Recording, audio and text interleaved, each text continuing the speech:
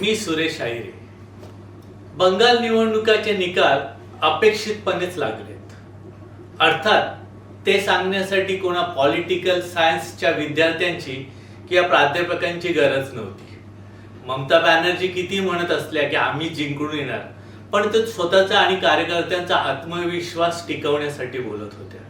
पण या निवडणुकीच्या निमित्ताने एक गोष्ट लक्षात येते आणि त्याची मला पुन्हा पुन्हा आठवण करून द्यावीशी वाटते की आपण म्हणजे उद्या मी निवडणुकीला उभा आहे तर लोक मला का निवडून देतील, तर माझे विचार माझी मतं लोकांना पटतात तरच ते मला देतील. पण माझे विचारच लोकांना पटत नसतील तर ते मला मतदान करणार नाही. मग साहजिकच भाजपला का लोक मतदान करतात, का करतात हा महत्वाचा मुद्दा आहे. कसे करतात, का करतात यावरच आता मी बोलतोय. तर म्हणजे याचं एक साधं उदाहरण आहे, फेक फेक फेक नरेटिव्ह. दुसरं द्वेष द्वेष आणि द्वेष. समाजामध्ये द्वेष पसरतात, परंतु इथेच महाविकास आघाडीचे लोक कमी पडतात. ते विष पेरतील, तुम्हाला ते विष उतरवायचं आहे. जर तुम्ही ते विष उतरवतात तरच तुम्ही लोकांपर्यंत पोहोचू शकता. आता मी तुम्हाला हे उदाहरण सहित सांगतोय. बिहार निवडणुका 2015. देशाचे गृहमंत्री अमित शाह काय बोलतायत ते मी तुम्हाला सांगतो.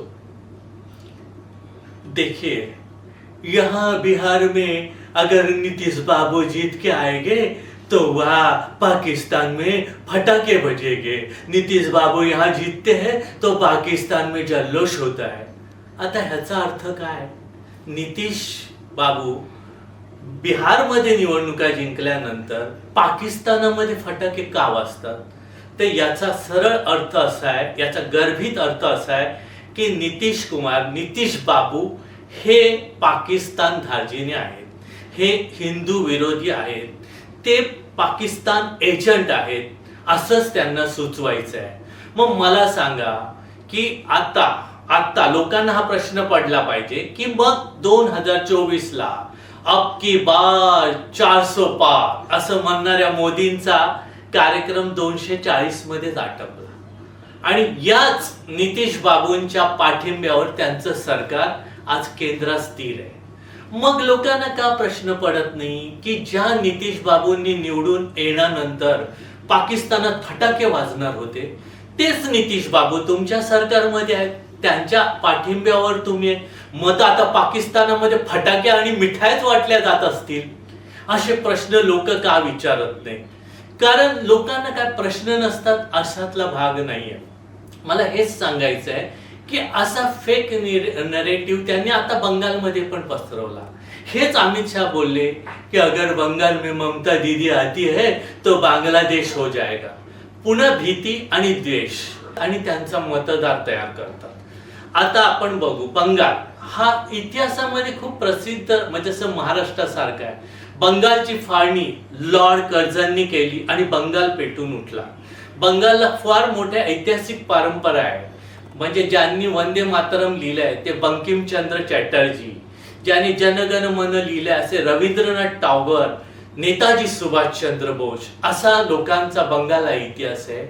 याच नेताजी सुभाषचंद्र बोसांचं एक वाक्य उत्तर प्रदेशचे स्टार प्रचारक मुख्यमंत्री योगी आदित्यनाथ येऊन बंगालमध्ये सांगतात, तुम मुझे खून दो मैं तुम्हें आझादी दूंगा. हे कोणी सांगितलं? तर स्वामी विवेकानंदांनी. केवढा मोठा जोक्स आहे, केवढा मोठा विनोद आहे. ज्या बंगालला क्रांतिकारांची भूमी आहे तिथे तुम्ही असे विचार सांगतात आणि तरी पण तुम्हाला लोक तिथे मतदान करतात.